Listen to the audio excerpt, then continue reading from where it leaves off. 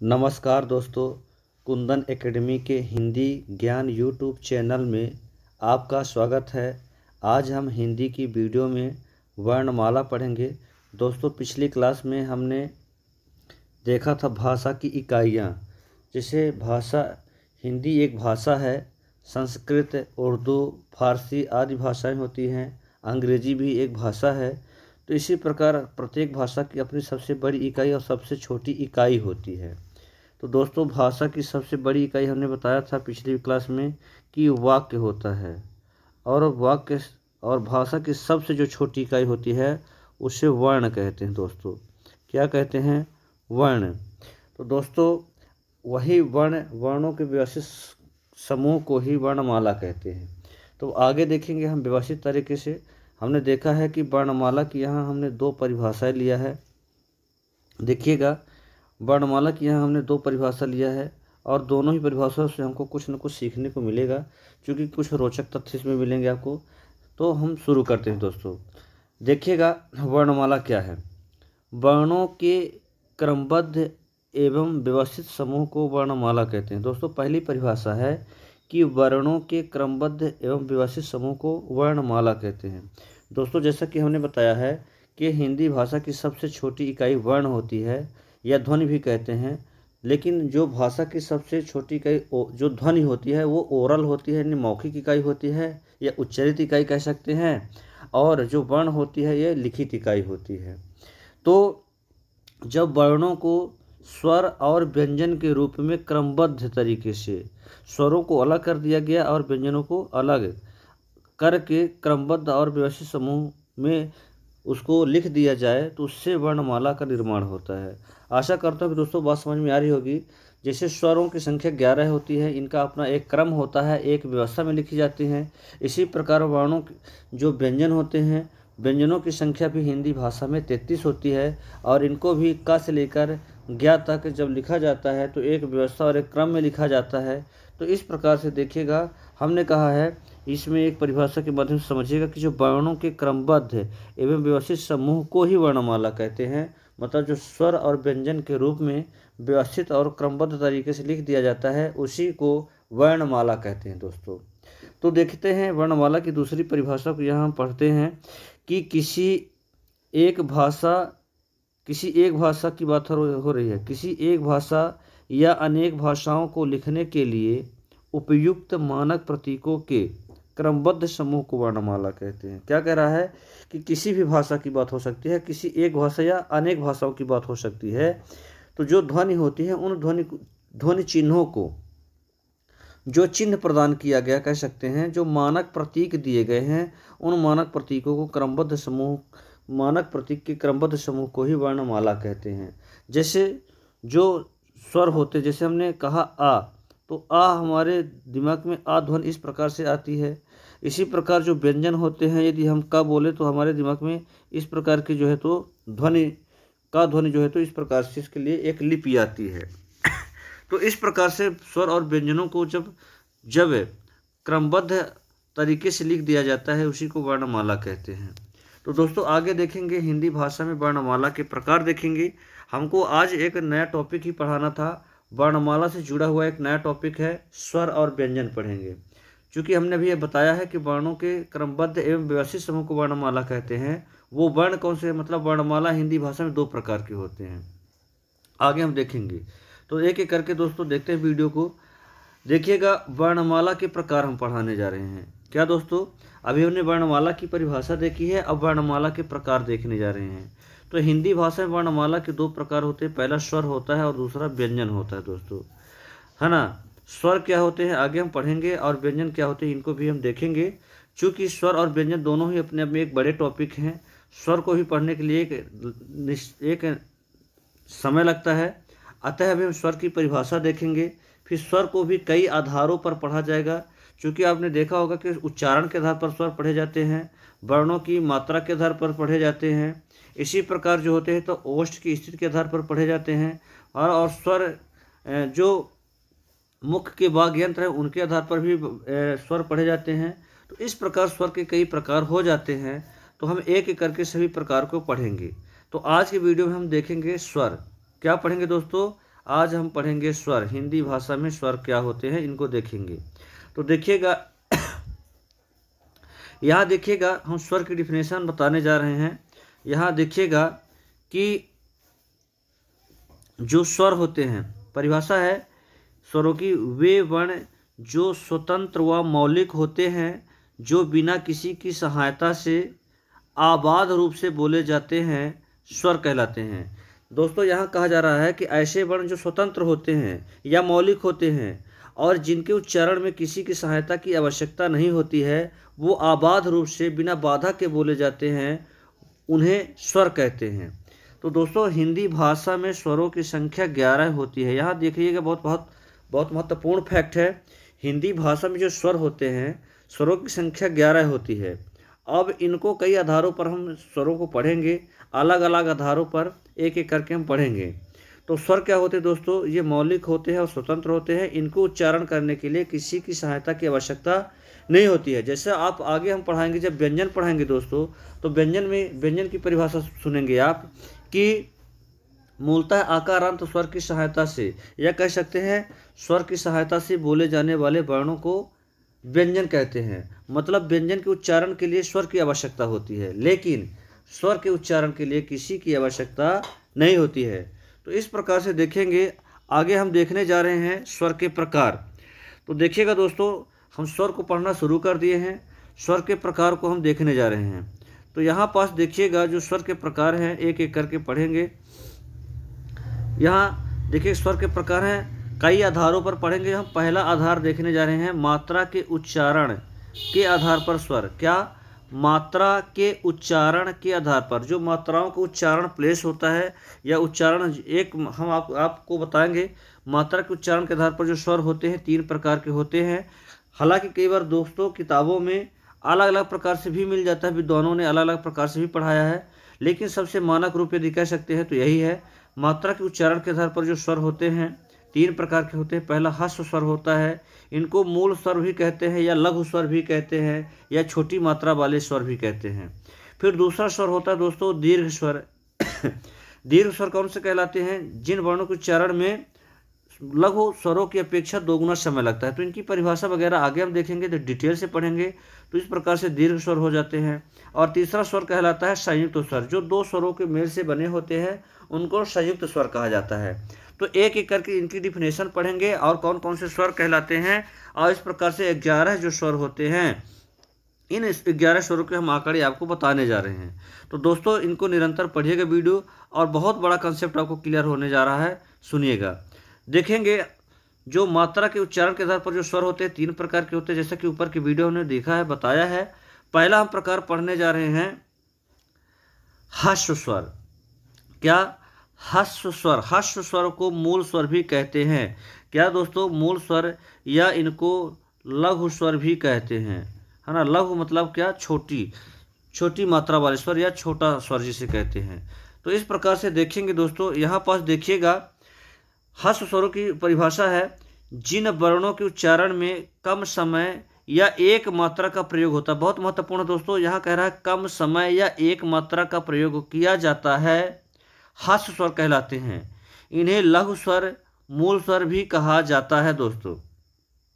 तो देखिएगा हिंदी भाषा में जो लघु स्वर होते हैं, लघु स्वरों की संख्या 4 होती है।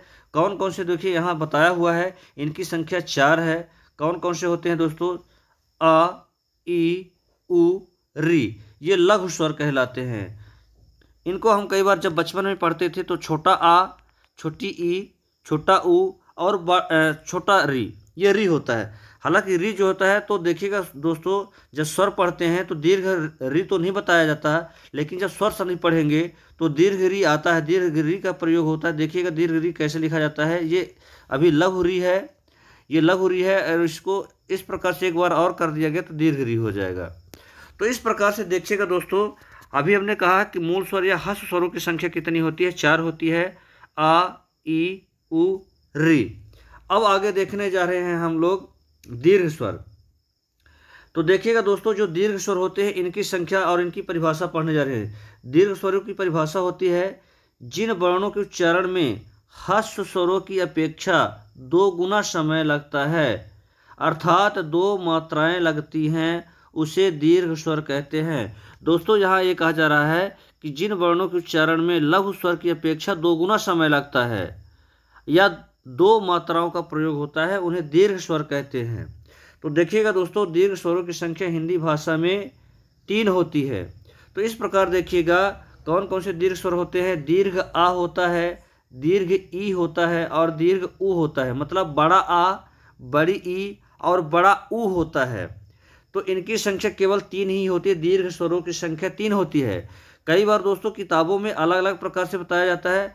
जैसा कि अभी आगे हम आपको संयुक्त स्वर पढ़ाएंगे तो संयुक्त स्वर में ए, ऐ, ओ, औ ध्वनियाँ आती हैं। तो कई बार बुकों में दीर्घ स्वरों में इनको बताया जाता है। वास्तव में दोस्तों कहीं ना कहीं ये भी दीर्घ स्वर कहलाते हैं, लेकिन ये छंद जब पढ़ते हैं तो छंद में ये दीर्घ गिने जाते हैं।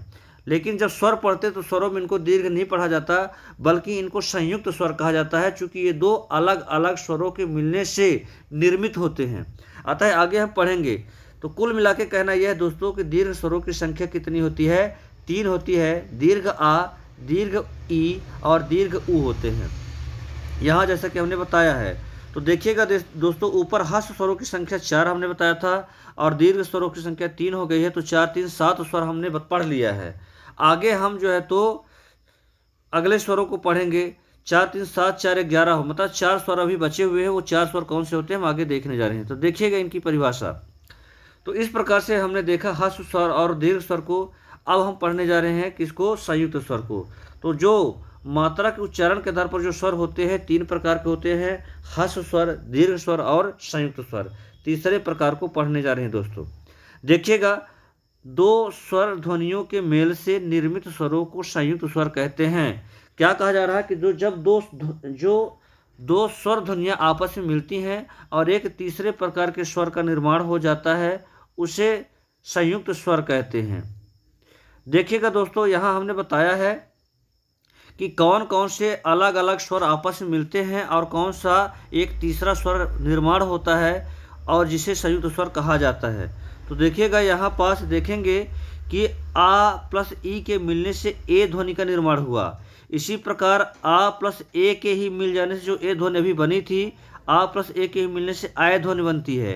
इसी प्रकार देखेंगे आ प्लस ऊ के योग से ओ ध्वनि बनती है और आ के साथ यदि ओ को योग किया जाए, जोड़ा जाए तो आओ ध्वनि बनती है। तो देखेंगे यहाँ ए, ऐ, ओ, औ ये ध्वनियाँ 2 अलग अलग स्वरों के मिलने से निर्मित हुई हैं, इसलिए इन स्वरों को संयुक्त स्वर कहा जाता है दोस्तों। तो ए, ऐ, ओ और संयुक्त स्वर कहे जाते हैं क्योंकि जो ए है इसका निर्माण आ प्लस ई के योग से हुआ है, जो आय है इसका निर्माण आ प्लस ए से हुआ है, जो ओ ध्वनि है इसका निर्माण आ प्लस ऊ के योग से हुआ है और जो आओ ध्वनि है इसका निर्माण आ प्लस ओ के योग से हुआ है। इस प्रकार इनको संयुक्त स्वर कहा जाएगा, क्योंकि ये तो स्वर ही है। तो इस प्रकार से दोस्तों देखिएगा, हमने तीन ह्रस्व स्वरों को देखा, 4 ह्रस्व स्वरों को देखा, 3 दीर्घ स्वरों को देखा और 4 संयुक्त स्वरों को देखा। और इस प्रकार से हमने देखा कि 4 3 7 4 11 स्वर हम हो गए हैं। मतलब हिंदी भाषा में जो स्वरों की संख्या 11 होती है हमने इनको पढ़ लिया है।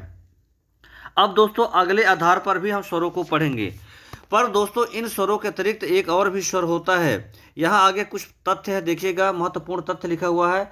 यहाँ लिखा हुआ है कि यही स्वर संधि की उत्पत्ति होती है। दोस्तों जैसा कि अभी हमने दीर्घ स्वरों को बताया है, बड़ा आ, बड़ी ई, बड़ा ऊ, तो इनसे बनने वाले जो स्वर शब्द बनते हैं उनको स्वर संधि कहते हैं। फिर ए, ऐ, ओ, औ से जो बनने वाले शब्द होते हैं संधि में, तो आगे हम आपको बताएंगे इन्हें यहीं से जो है तो संधि की उत्पत्ति होती है। जो स्वर संधि होती है दोस्तों, क्योंकि मैं यहाँ बताना इसलिए उचित समझ रहा हूँ कि जब मैं स्वर संधि पढ़ाऊँगा तो इन्हीं स्वरों के मिलने से ही स्वर संधि की उत्पत्ति हुई है। तो स्वर संधि के जो 5 प्रकार होते हैं, दीर्घ स्वर संधि, गुण स्वर संधि, वृद्धि स्वर संधि, यण स्वर संधि और अयादि स्वर संधि, इनका निर्माण स्वरों के मिलने से हुआ है। तो जो अभी देखा है कि जिन स्वरों का मिलन हुआ है और मिलने से संयुक्त स्वर बने हैं या दीर्घ स्वर बने हैं, तो इनके योग से ही जो है तो स्वर संधि का निर्माण होता है। अतः ये महत्वपूर्ण फैक्ट था। आगे हम इनको डिटेल से पढ़ेंगे, बताएंगे जब संधि पढ़ेंगे। फिर आगे देखिएगा दोस्तों, एक और भी स्वर होता है, इसको कहते हैं प्लुत स्वर। कई बार मात्रा के उच्चारण के आधार पर 3 प्रकार के स्वर बताए रहते हैं, जिसमें संयुक्त स्वर को दीर्घ बता दिया जाता है और तीसरा प्रकार बता दिया जाता है प्लुत स्वरों को। क्या है दोस्तों? प्लुत स्वर। तो ये प्लुत स्वर क्या होते हैं, इनको हम पढ़ने जा रहे हैं। देखिएगा यहाँ लिखा हुआ है, प्लुत का अर्थ है उछला हुआ, या कह सकते हैं, देखेंगे इसे त्रिमात्रिक स्वर भी कहते हैं। अतः जिस स्वर के उच्चारण में दीर्घ स्वर से भी अधिक समय लगता है उसे प्लुत स्वर कहते हैं। दोस्तों अभी हमने दीर्घ स्वरों की परिभाषा देखी थी कि ह्रस्व स्वरों की अपेक्षा 2 गुना समय लगता है, उनको दीर्घ स्वर कहते हैं। लेकिन प्लुत स्वरों की परिभाषा होती है कि दीर्घ स्वर से भी अधिक जब समय लगे तो उसे प्लुत स्वर कहते हैं।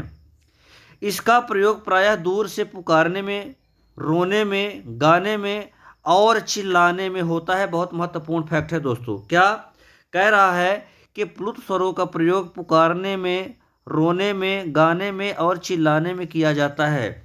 दोस्तों आपने देखा होगा कि जब इंसान रोता है यानी विलाप करता है तो क्या होता है कि एक निश्चित समय तक थोड़ा स्वर को और भी ज़्यादा बढ़ा देता है। जब गाते हैं और अलापते हैं तो जब उस समय आलाप करते हैं तो उस समय जो है तो स्वर तीव्र कर देते हैं, तो दीर्घ स्वर से भी ज़्यादा वहाँ समय लगता है।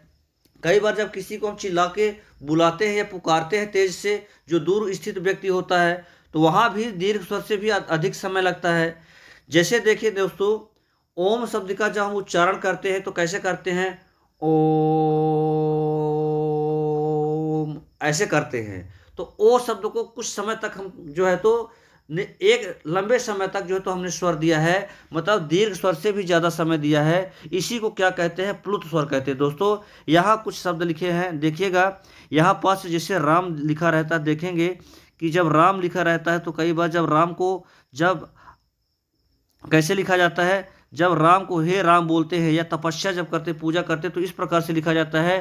तो ये प्लुत स्वर की पहचान होती है दोस्तों। क्या ये प्लुत स्वर की पहचान है? ये पहचान है। इसी प्रकार जब ओम लिखते हैं तो देखा होगा आपने हमेशा, जैसे बड़े जब साहित्य में या कहे तो धार्मिक ग्रंथों में देखा होगा कि जब ओम लिखा रहता तो यहाँ 3 यस आकार के जो शब्द बने होते हैं, ये प्लुत स्वर के प्रतीक माने जाते हैं। तो दोस्तों इनको 3 बार ही लिखा जाता है, 4 बार लिखना गलत होगा या 2 बार लिखना गलत होगा, 3 बार ही लिखा जाता है।